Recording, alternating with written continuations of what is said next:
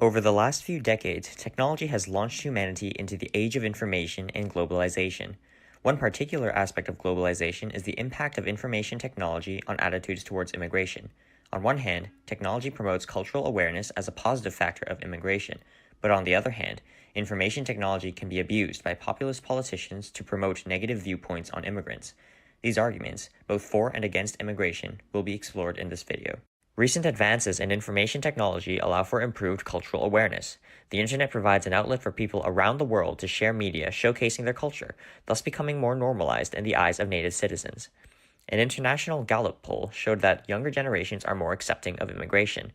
Millennials and Generation Zers experienced their formative years with internet access and scored as the most accepting generations towards immigration. Information technology, especially internet as a platform to showcase culture, has accelerated the understanding, tolerance, and acceptance of foreign people, which has led to an increased support of immigration. In this regard, information technology has lowered levels of xenophobia and has positively impacted attitudes towards immigration. Another area in which globalization has had a positive impact is in talent acquisition. Recruiters today are leveraging the internet to expand their candidate pools. With websites such as Glassdoor and LinkedIn, the hiring process has become more time efficient, and the quality of candidates has improved. Employers recognize the need to broaden their outreach and encourage candidate migration. Globalization and information technology gives candidates the opportunity to find employment internationally, having a positive impact on both applicants and organizations. From a company perspective, this results in a more positive and accepting attitude towards immigration.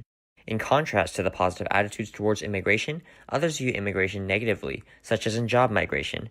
In many developed countries, the expectations of job security and income levels have not been met, creating a resounding negative sentiment around potential job loss to immigrants. These opinions are capitalized on by populist politicians such as Donald Trump. During his campaign, Trump addressed this fear over social media platforms such as Twitter. A main platform of his was to protect American jobs through the deportation of immigrants and the dissolution of international trade agreements. This strategy propagated a negative opinion of immigration.